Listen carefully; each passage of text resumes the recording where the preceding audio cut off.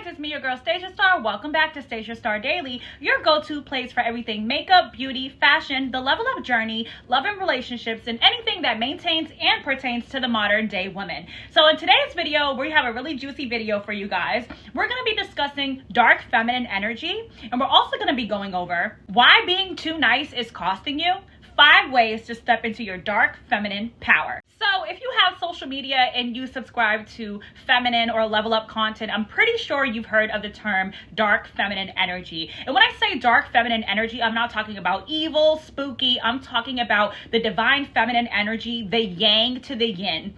In traditional Chinese philosophy, the yin and the yang is a combination of both masculine and feminine energy. And every human being on this planet has both. Some people have a little more yin, which is a little more feminine, and some people have a little more yang, which is a little more masculine. People can also have both masculine and feminine energy in a distorted view, and that's when we get those toxic traits on each side of the spectrum. Now, I say this because as a feminine energy, as the divine feminine, you don't want to be all yin, all love, all light, all blessings, all unicorns. You need a little bit of yang. You need a little bit of that masculine energy. These are the women that are able to be feminine in their presentation, in their ways that they interact with others, but are also driven, are also strong in their ways, so confident, and also do not allow anyone to play with them. And so for this video, I'm going to use one of my favorite artists and business moguls that I feel like really represents the divine feminine in an amazing way that a lot of people can see clearly, and that is Rihanna Robin Fenty. She is truly a divine feminine. She is a master of her masculine and feminine energy. She kind of leans a little bit more into her dark feminine energy,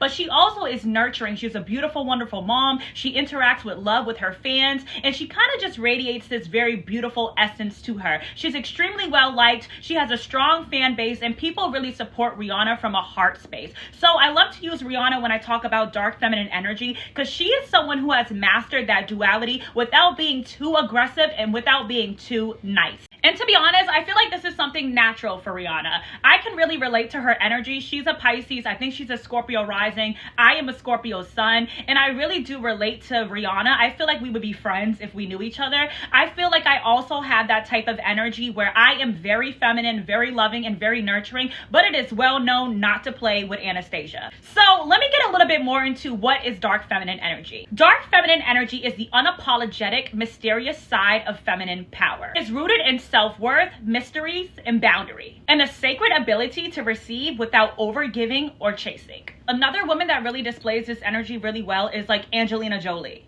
Okay, that black cat energy. Those mysterious feminines that are so alluring and so magnetic, but are also warm and welcoming in their energy as well. Keep in mind, this is not about being cold or cruel. It's about embodying self-control, emotional control, self-respect, discernment, and unwavering standards. And I want to say that I'm not blaming women for feeling like they are too nice or feeling like they have to be extremely nice. Women are literally conditioned from the day that they are born to be nice, to be overgivers, to support society. And at some point, I really think with my generation, millennials, we are really shifting that dynamic and that belief, at which I am somebody that I am not nice, I am kind. I will be kind to anyone, but I'm not going to be nice to people who don't deserve it. I have my head held up high, not living for validation or for people to like me. That is a very dangerous place for women to be in, and a lot of women are unfortunately in a space of living to be well liked, of living to have everyone like them, and to be honest, it's really inauthentic. Have you ever seen a girl that just goes super hard to get everyone to like her? She comes off as very phony. But then you have the girls who don't care if you like her or not, and she usually has everyone gravitating to her. At my core, I am a lover, I am a giver, I am an extreme empath, I am an energy reader. I have a whole business based off of it.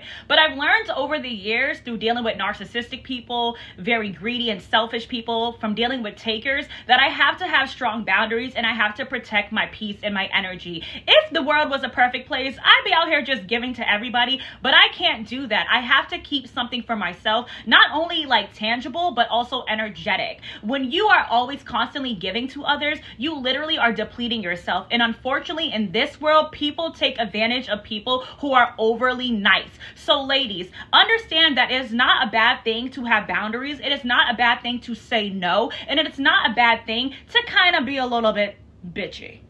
So without further ado, let's get into point 1. Being nice is often people pleasing, not power. Being nice often means that you're operating from fear. fear of judgment, fear of rejection, or fear of abandonment. Overgiving doesn't necessarily correlate to loyalty. It often brings in entitlement. An example. So if you are always attending events, or you're always going out to meet out with your girls out of fear of them not liking you because you're trying to be nice, because you don't want to say no, you're going to end up drained. You're going to end up tired, and you're going to end up overworked or overburdened just because you weren't willing to say no, I don't want to come.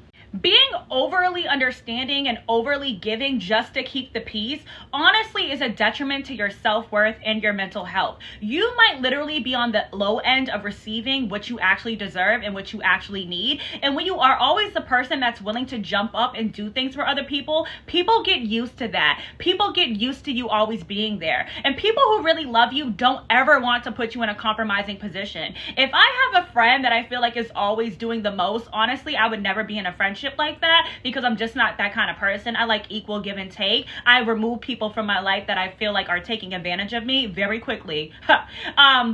Never talk to you again. But if you are that person and you're always doing that, then that lets you know that those friends don't really care about you. They're literally around you because they're benefiting from you. Whether it be your ideas, your looks, your charisma, your money, they want you there because they're benefiting.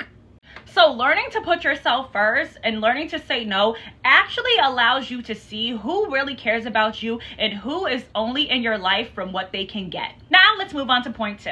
The world rewards boundaries, not superhero cape type women. No one respects a doormat.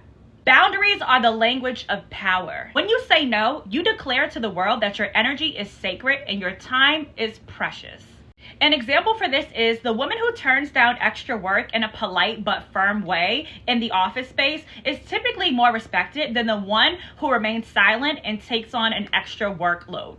As stated previously, when you do not put yourself first, others will not do so. My mom always said people would treat you how you treat yourself. And if you do not put yourself on a pedestal in a high regard, then people will literally walk all over you. I have been that girl in my past. I literally had to get burnt out, sick, and almost a little bit crazy before I finally understood that I am not going to put anyone's needs before mine. I will respect the needs of others. I will do as much as I can. But if ever I feel like I'm giving more than I'm receiving, that is my sign from God and the universe that it's time for me to pack my bags and go. And that is for any situation or dynamic in my life. In this world, people are always in competition. And a lot of the times, people who are very nice have beautiful, light, high vibrational energy. They're empaths. They feel the energy of others.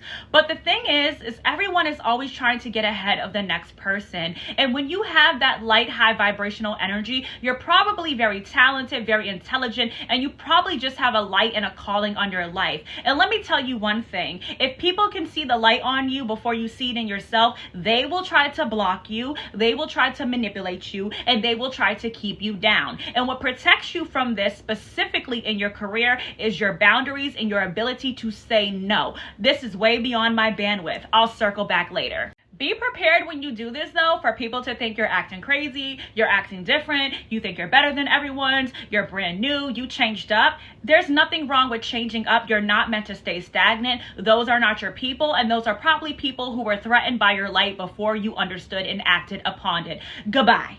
Point number 3. Dark feminine energy commands respect through mystery and standards. Now, I feel like this is something that I innately have being a Scorpio. Scorpios are known to be the most secretive and mysterious sign of the zodiac. I believe like all Scorpio women in high vibration are in dark feminine energy. It's kind of just how we are. We are ruled by the 8th house, which is Pluto, which is all about dark transformative energy, rebirth, transformation, rising as the phoenix. It's kind of deeply embedded in my DNA, but any woman can learn this because you have that yin and that yang. The dark feminine energy does not feel the need to explain her every move. She reveals herself slowly, intentionally, and on her terms. Her standards allow her to filter out organically what is not worthy of her presence or her time. Here's another example of my girl Rihanna. Rihanna speaks when she wants to. She chooses what she wants to say. No one really knows what Rihanna's up to until she drops a project. No one knew that she was dropping Fenty Beauty, which is one of the most successful beauty brands of our last decade.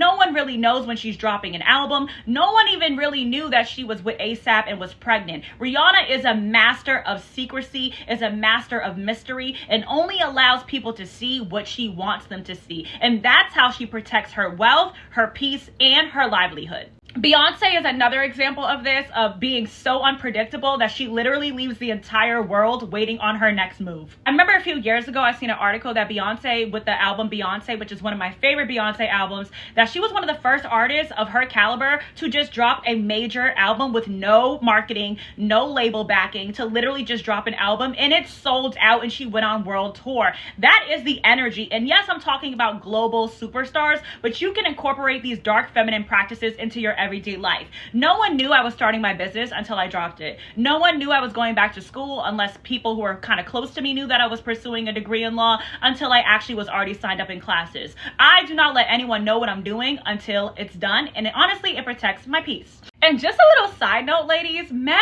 love dark feminine energy. They love it. Dark feminines, and I'll probably do a video on this in the future, the black cat versus the golden retriever. So the black cat woman is the dark feminine energy, and the golden retriever is the man who is willing to wait on her feet, who's willing to do anything for her, who's literally thirsty for her and just admires her. Think of like a golden retriever dog that's very loyal to its owner. Not saying that you're owning your man, but you know, I will do a video on that in the future. But this really shows also in dating, men are very attracted to women who are mysterious, women who are unpredictable. What is her next thing?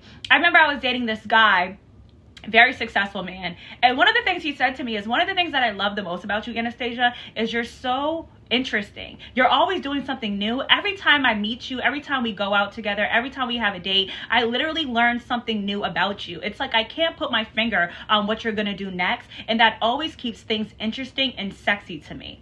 Hi! If you need an example of this, black cat and golden retriever, think of Morticia and her husband Gomez from the Addams Family. Morticia is the epitome of the dark feminine. I mean, even down to the way that she dresses, right? But she has that elegant, classy, high value, unapologetic energy, and her husband is literally obsessed with her. And any woman who is in this type of energy, if they do get a lifelong partner, their husbands or their man literally tend to their every need and are obsessed with them. And that is literally what I feel all women deserve. Now, point number 4. Stepping into dark feminine energy means prioritizing yourself first.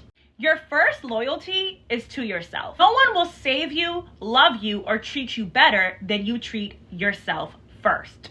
So an example of this is keeping your self-care number 1 in your life. This can be rest, creative time, spa days, getting your nails done, your hair done, or even going to the gym. When you put yourself on a high pedestal, when you treat yourself like royalty, it shows that you love and respect yourself, and it honestly prompts other people to treat you the same way. If you think about a queen, ain't no one coming to a queen treating her like a peasant, because they can tell that she is a queen. They know she's a queen from how she looks, from how she walks, from how she talks, and how she sits on that throne. And finally, our last point, number 5. When you become selective and stepping into this energy, you transition from chasing to attracting. Now, the divine feminine energy, mind you, I said, is the perfect combination, or the balanced combination of masculine and feminine energy through the feminine form. Core essence of feminine energy, that Venus energy, is the receiving. We know in biology, women are the receivers, and that is how we bring life. Being selective brings value. When you no longer rush to prove your worth to friends, family, relationships, honestly pushes things that are truly worthy of you to you. God in the universe does not respond to confusion. Well, it does, with more confusion. People who are confused, women who are confused about their identity, about their worth, about their value, about their presence, they usually attract confusing situations into their life. Friends who aren't sure of them, jobs that don't really align with their personal goals, and then also men who want to play games. A woman who has mastered dark feminine energy is very sure about herself and does not care about people's belief regarding such. And because of that, she attracts opportunities, people, places, and things into her life that align with that intention. And here's an example of this. Instead of chasing validation through Instagram posts and text messages, choose focusing on your empire. An empress can only attract an emperor, and an emperor is focused on running and leading the kingdom. When you're in this energy and vibration, the right people will find their way into your life. And the dark feminine energy is not waiting around for anyone to make her happy, is not waiting for anyone to save her, is not waiting for anyone to pour into her cup, because she is so busy and so preoccupied with pouring into herself. One of the main things that men say to me that are looking to date me is that I don't feel like I'm your priority. I don't feel like I'm your focus. And the truth is, they're not. No one is bigger than the program over here. I am constantly focused on what I'm building, what my goals are, and how I can better myself mentally, physically, emotionally, and spiritually. And I truly believe that the right people will understand that and also have similar traits. And so because of that, I live my life just enjoying my passions, doing what I want to do, and honestly having a great time in the process. And so guys, let's get into the call to action. So this is going to be an embodiment exercise of this type of energy. Today, I want you to choose yourself without guilt. Say no to something that you don't want to do. Have a boundary where you usually crave. Cancel an obligation that drains you. Choose silence over explaining. Spend intentional time with yourself without apologizing for it. Write this down, whichever one you choose. Today, I choose myself by blank. And I want you to come back tonight and journal how it felt to have a day stepping into your divine feminine energy. If you keep this up, I promise you over time, you'll be unapologetic and you'll be catching them left and right. Now let's go into the affirmation. I no longer beg for respect, I embody it. I am magnetic, powerful, and sovereign. I choose myself first without apology. All right, ladies, I hope this message resonated for someone out there. Always be sure to like, comment, share, and subscribe. And let me know in the comments what you think about this video. Always hoping you guys have a wonderful, blessed, abundant day. Sending you so much care and so much divine energy. And I hope to see you in the next video. God bless, and I'll see you soon. Bye.